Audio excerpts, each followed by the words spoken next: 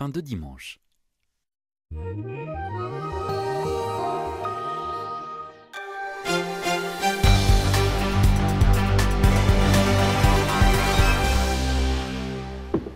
Bonsoir à tous, bienvenue à vous si vous nous rejoignez sur France 3 Alpes. Il est 19h, voici les titres de votre journal consacré à l'actualité en Isère et dans les Deux-Savoie. On votait aujourd'hui à la Mure en Isère. Les habitants de la commune participaient en effet au premier tour de nouvelles élections municipales.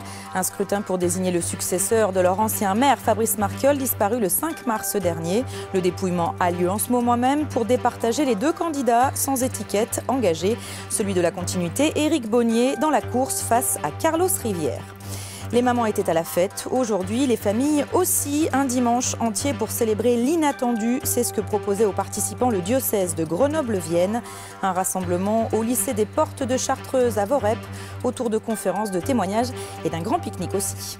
Et puis du sport, comme chaque dimanche soir, avec Frédéric Lefrançois. En avant pour le menu, Frédéric. Du sport, toute tendance, toute catégorie, tout terrain, du vélo, du rugby, mais aussi du hockey sur glace. Et puis ce soir, un dossier sport qui sera consacré au CSHB, autrement dit le Chambéry-Savoie handball. Nous verrons que nos amis handballeurs savoyards, pas brillants l'année dernière, se sont remis en selle cette saison. La preuve, à une journée de la fin, ils rêvent encore d'Europe. Mais avant de développer tout cela, on démarre avec une virée à vélo qui finit mal pour John Kerry. Le secrétaire d'État américain, 71 ans, a en effet chuté ce matin près de la commune de Sionzier en Haute-Savoie. Les précisions avec Nathalie Rapuc et Bernard Portugal. C'est ici, aux hôpitaux universitaires de Genève, que John Kerry a été transporté ce matin suite à une chute de vélo sur la commune de Sionzier, en Haute-Savoie. Il est tombé tout seul dans un virage. Il n'a pas perdu connaissance. Il a immédiatement été transporté à l'hôpital où les médecins ont constaté qu'il souffrait d'une fracture du fémur. Depuis vendredi dernier, John Kerry était à Genève pour s'entretenir avec son homologue iranien sur le programme nucléaire de Téhéran. Il devait se rendre dès cet après-midi à Madrid. Ce passionné de vélo a finalement été transporté par hélicoptère à 15 h à l'aéroport de Genève, direction Boston, où il sera hospitalisé. En Isère, retour aux urnes aujourd'hui pour les habitants de la commune de la Mure pour le premier tour de nouvelles élections municipales.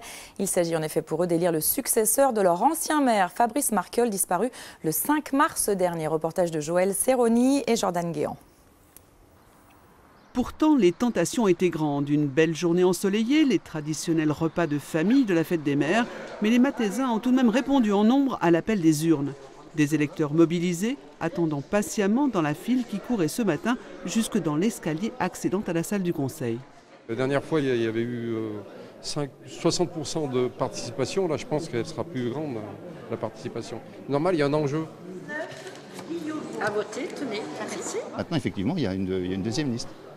Alors ça peut changer des choses, bien sûr, mais après, c'est aussi démocratique qu'il y ait deux listes. La dernière fois, il n'y en avait pas de choix, cette fois, il y a le choix. C'est bien. Deux listes, deux programmes. Le premier candidat, Éric Bonnier, s'inscrit dans la continuité de l'action engagée par l'ancienne équipe à laquelle il appartenait et qu'il conduit aujourd'hui. Et voilà, allez, vas-y Éric. C'est vrai qu'au sein de l'équipe, petit à petit, ma candidature a fait son chemin et donc nous avons décidé de voter pour savoir qui représenterait la tête de liste. Vous savez, nous en Mathézine, on fait les choses un petit peu différemment. D'habitude, c'est la tête de liste qui choisit son équipe. Là, ça a été le contraire, parce que c'est une équipe qui avait été donc choisie par Fabrice Marquiol. Et comme nous nous inscrivons dans la continuité, ça nous semblait tout à fait normal et logique. Le second candidat, Carlos Rivière, était élu de l'opposition entre 2008 et 2014. Une opposition qui n'avait pas présenté de liste aux dernières élections l'an dernier et qui compte bien de nouveau se faire entendre dans le débat municipal. La première des victoires, ça a été de donner véritablement un choix aux Mathézins, aux Murois, et on en tire, nous, beaucoup de satisfaction. Quel que soit le résultat, j'allais dire, comme vous l'avez vu, il y a une participation qui est très forte aujourd'hui, malgré les circonstances tragiques de cette élection, et je pense que vis-à-vis des deux listes, c'est véritablement une première victoire. Élue avec 100% des suffrages l'an dernier, l'équipe précédente, conduite par Fabrice Marquiol, avait les coups des franches, un pouvoir sans contradiction dans cette assemblée de 29 conseillers, ce qui ne sera plus le cas désormais.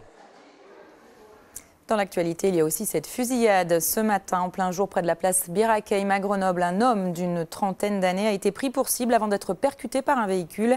Blessé aux jambes par 2 balles, conscient, il a été hospitalisé dans un état jugé grave. Le quartier a été bouclé. Plus d'informations, vous le voyez sur notre site internet alpes.france3.fr. Et puis à Grésy-sur-Isère, en Savoie, 2 entrepôts ont pris feu tôt ce matin à proximité des voies ferroviaires. Les flammes sont parties d'une voiture. L'alimentation des lignes a été coupée, tout comme l'électricité dans le secteur. 2 trains régionaux retenus et remplacés par des bus. Tout est rentré dans l'ordre vers 10 h. Écoutez le capitaine Christophe Brusson au micro de Nathalie Rapuc ce matin. C'est toujours des feux importants. On est sur des bâtiments à usage industriel qui ne sont pas recoupés, qui ont une grosse surface au sol et qui contiennent tout un tas de combustibles, des voitures, du carburant, des bouteilles de gaz, des peintures, des stockages de bois qui font que c'est un feu d'une très forte intensité. On n'est pas en zone urbaine, on est à proximité du village. Par contre, on est le long de la voie ferrée et sous 2 lignes haute tension. Donc ça complique un petit peu l'intervention des sapeurs-pompiers. C'est surtout des problèmes de sécurité liés aux pompiers.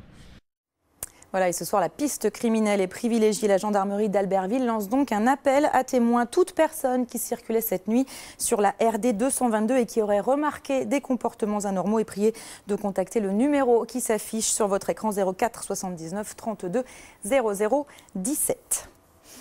En Isère, comme partout en France, les mamans étaient à l'honneur, les familles aussi. C'était aujourd'hui la 2e édition de Festifamille, un festival chrétien qui a rassemblé près de 2000 personnes à Vorep. Reportage d'Elina Weil et Yves-Marie Glot. Kermesse, activités de plein air, conférences, tables rondes. La thématique cette année, faire face à l'inattendu. Parmi les témoignages, celui de Bernard et Françoise.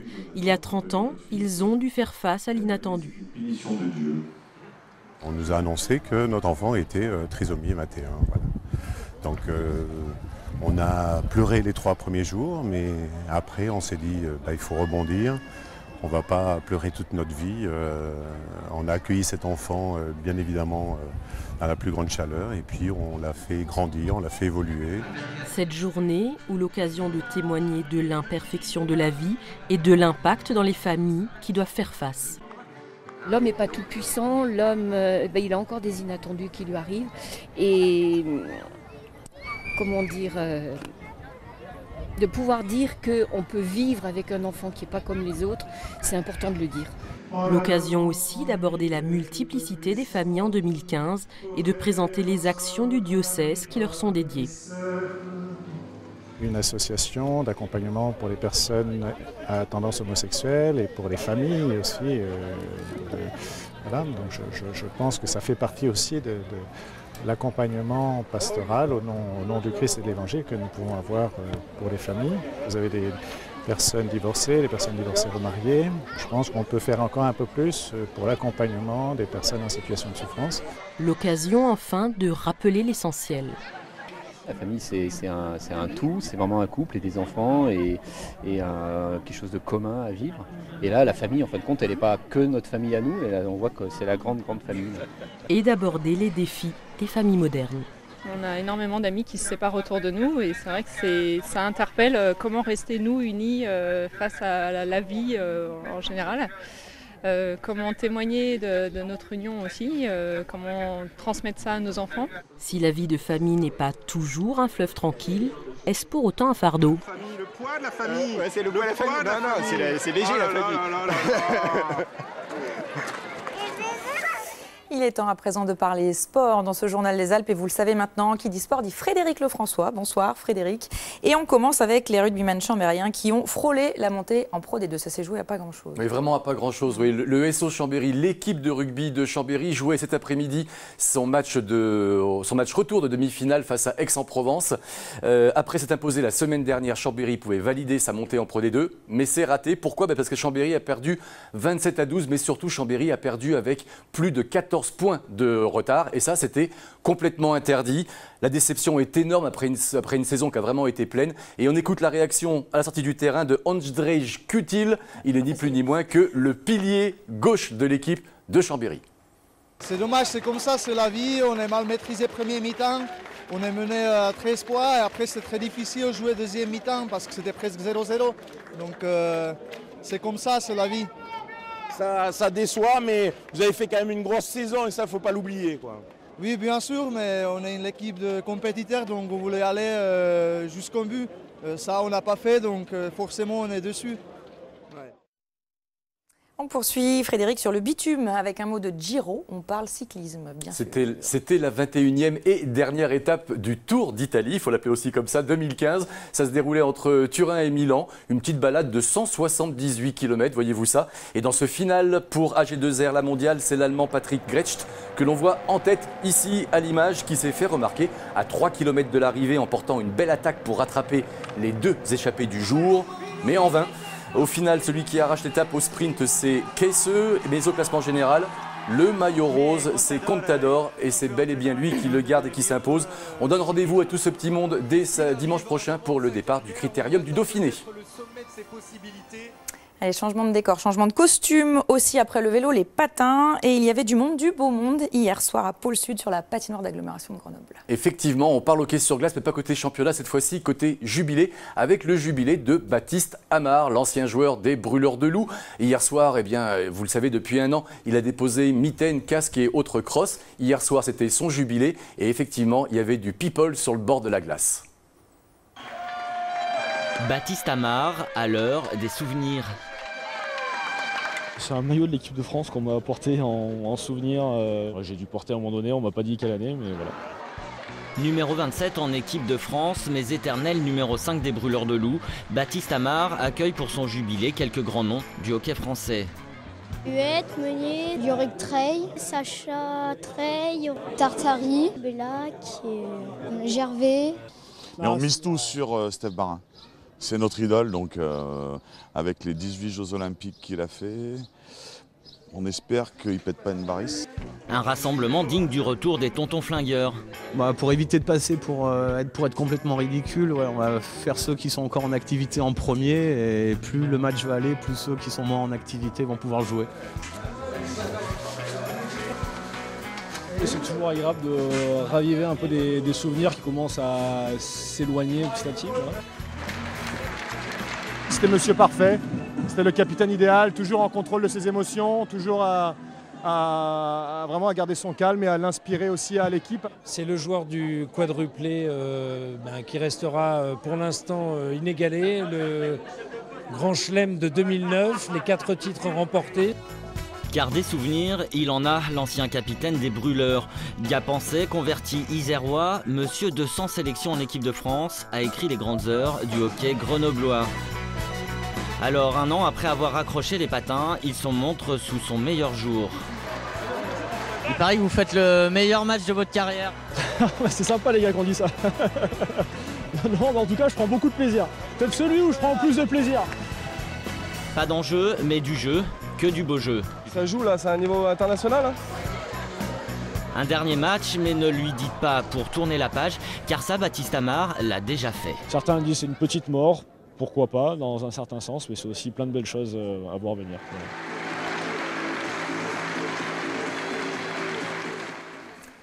A noter que la soirée d'hier a permis de récolter des dons pour une association, l'association Cœur Décor, une association qui vient en aide à des parents dont l'un des enfants souffre d'un cancer.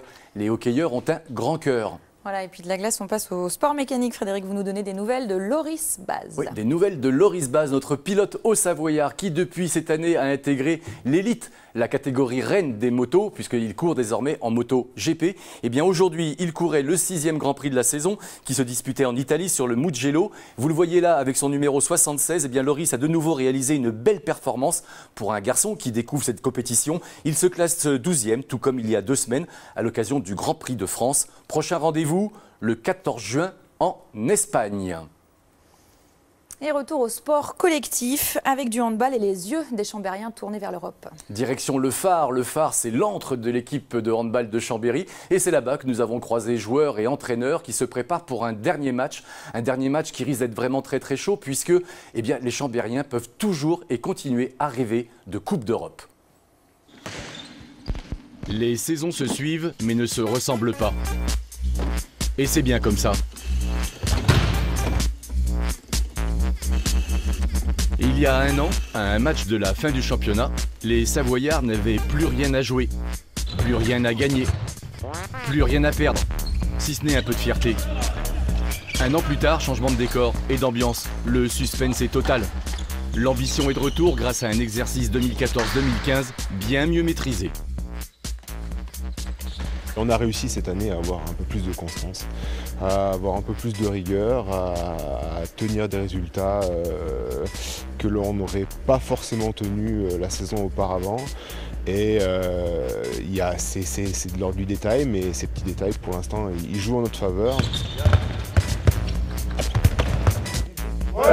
Là, c'est encore plus excitant, avec une possibilité d'aller chercher une 3e place, qui pourrait être qualificatif pour un tour préliminaire à la Champions League. Donc ça serait vraiment une belle saison pour le Chambéry Savoie-Handball. Une belle saison avec un nouvel homme fort à la tête de l'équipe savoyarde. Arrivé au mois de novembre en remplacement de Mario Cavalli, l'entraîneur croate savait pourquoi on faisait appel à lui. Il avait une feuille de route sans équivoque sur le but à atteindre. Quand j'ai accepté le poste d'entraîneur, on m'a demandé de qualifier l'équipe pour l'Europe. L'objectif était impératif. Alors maintenant qu'on y est presque, on donne tout pour y arriver. Avec ou sans l'Europe, Chambéry a déjà commencé à préparer l'exercice à venir. 3 jeunes du centre de formation vont passer pro. Il y aura aussi un retour de prêt et 2 joueurs étrangers viendront compléter l'effectif, dont un Brésilien, Joao Pedro Francisco da Silva. C'est un joueur qu'on suivait et qui est jeune, hein, qui a 21 ans et qui est en passe d'être élu meilleur jeune de la génération au niveau mondial. Donc c'est quelqu'un qui est très intéressant pour nous, c'est un demi-centre type. Et puis on est sur un autre joueur qui est un Portugais, donc Gilberto Duarte, donc voilà, après on aura fini le recrutement. Samba et Fado viendront donc compléter le quotidien des fondus savoyards, à qui il reste encore un match pour arracher une place en Coupe d'Europe et renouer ainsi avec une compétition qu'ils n'avaient pas quittée pendant une décennie. Alors ce match de tous les espoirs, c'est jeudi soir à 20h45 face à Toulouse. Et puis au passage, l'air de rien quand même, ce sera aussi l'occasion de voir pour la dernière fois Bertrand Gilles évoluer sur un parquet. Bertrand Gilles, joueur emblématique de Chambéry, du championnat allemand, de l'équipe de France. Dernier match donc pour ce grand joueur, ça va vraiment laisser un grand vide dans le handball français. Et place maintenant à tout ce qui fait le buzz ou mérite le détour sur la toile. Alors comme d'habitude, on a mis les mains dans l'internet et en fouillant un petit peu, on a réussi à trouver 4 vidéos. Vous allez voir, la première est en noir et blanc. Rassurez-vous, la dernière est en couleur. Elles ont un point commun, elles parlent de sport.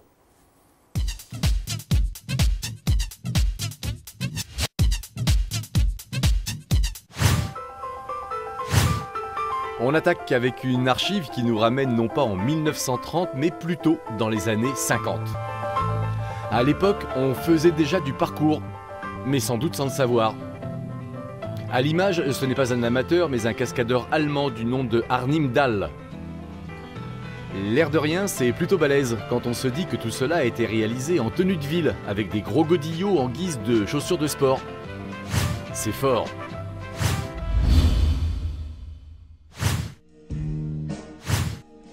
Et maintenant, inspirez un grand coup et laissez-vous guider. Glissez. En toute tranquillité. Ou presque. Puisque vous allez approcher les 100 km/h en vitesse de pointe. Sur la planche, on retrouve James Kelly qui dévale à tombeau ouvert une route de montagne du Nevada. Son truc à lui, c'est de tester ses trucks sur le bitume des highways. C'est terrifiant et captivant à la fois. Dans le milieu du skate de descente, James Kelly est surnommé The American Dream. Un rêve qui, si on ne garde pas les yeux bien ouverts, peut vite tourner au cauchemar.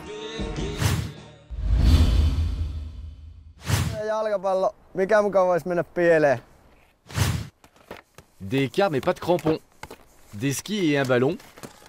Et c'est parti pour un match de ski-foot. Nos footeux riders inventent planche au pied, une nouvelle discipline sur terrain en pente et enneigé. Ici, pas de place pour les pieds carrés, mais de l'espace pour les bispatulés. Jeu de passe, coup de tête, carton et coup franc, il ne manque rien. Assis, des tacles juste pour voir comment ça fait.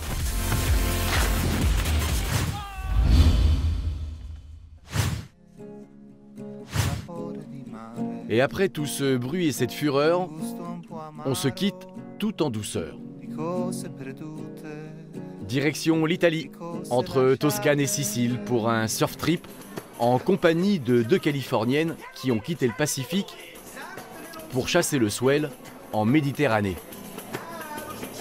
Au programme, session longboard al dente dans une atmosphère paisible. Une vidéo à l'ambiance tendrement vintage, une ode au surf façon Dolce Vita.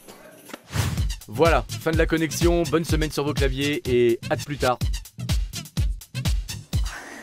Voilà pour ce soir, Frédéric. Et la semaine prochaine, c'est pas dimanche, mais samedi qu'on vous retrouve. Non, dimanche, ce sera Grégory Lespinasse que vous retrouverez. Effectivement, samedi, pour une émission spéciale à 11h30, une émission qui durera un peu plus de 40 minutes. J'aurai le plaisir de recevoir sur ce même plateau 4 journalistes et nous débrieferons ensemble l'actualité sportive de la saison écoulée et nous ferons un coup de zoom sur les ambitions d'AG2R à l'occasion du Critérium du Dauphiné qui débute dimanche prochain. Tout un programme à samedi, alors merci beaucoup Frédéric. Vous êtes peut-être à l'heure du repas, peut-être même déjà à l'heure du fromage. Vous êtes-vous déjà demandé quelle était l'origine des trous dans le gruyère ou l'emmental? Pas sûr. Eh bien, les Suisses pensent avoir percé le mystère. Laurence Decherf et Benoît Gadret nous expliquent tout ça. Un emmental ou un gruyère sans trous, inconcevable pour certains amateurs de fromage. Mais d'où viennent tous ces trous? Parce que la petite souris vient mordre dedans. Peut-être parce qu'ils mettent une soufflerie dedans pour faire des bulles. Il y a un petit insecte qui a fait un petit prout. Dans cette fromagerie, on fabrique entre autres 1400 tonnes d'emmental par an. Avec un objectif, créer des alvéoles parfaites. Ce que nous recherchons absolument, c'est d'avoir une homogénéité de trous dans la pâte. Il y a un siècle, certains chercheurs se penchaient déjà sur le mystère des alvéoles du fromage. Des scientifiques suisses ont enfin résolu cette énigme. Les alvéoles proviendraient de petites particules de foin tombées dans le seau pendant la traite. Ces particules dégagent des gaz qui forment des trous pendant la fermentation dans le fromage. Une explication insuffisante pour cette professionnelle. On pourrait, de façon très raccourcie, dire introduisons des particules de foin pour générer les ouvertures dans l'emmental. Non, malheureusement, c'est pas ça. Il y a énormément de facteurs qui vont conduire à ces ouvertures. C'est le lait, les bactéries présentes dans le lait, les conditions de fabrication, le savoir-faire du fromager et bien sûr l'affinage. Qu'ils soient français ou suisses, ces fromages à pâte dure ont tendance à perdre leurs trous depuis une quinzaine d'années. Et pour cause, les techniques de traite plus modernes et donc plus hygiéniques ont remplacé le simple seau sous le pied de la vache.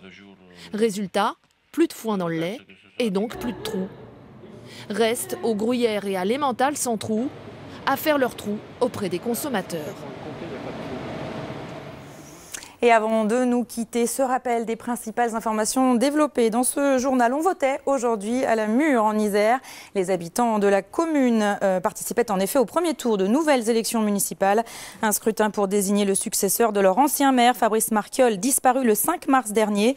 Le dépouillement se poursuit pour partager les 2 candidats sans étiquette engagés. Celui de la continuité, Éric Bonnier, est dans la course face à Carlos Rivière. Et puis la balade en vélo d'un secrétaire d'État américain, John Kerry, qui vire à l'accident. John Kerry a en effet chuté ce matin sur la commune de Sionzier en Haute-Savoie. Une hospitalisation à Genève, un fémur cassé diagnostiqué et le rapatriement quelques heures plus tard chez lui aux États-Unis. John Kerry négocie depuis quelques jours à Genève avec son homologue iranien les bases d'un accord sur le programme nucléaire de Téhéran. Et c'est la fin de ce journal des Alpes. Merci de l'avoir suivi. Demain midi, vous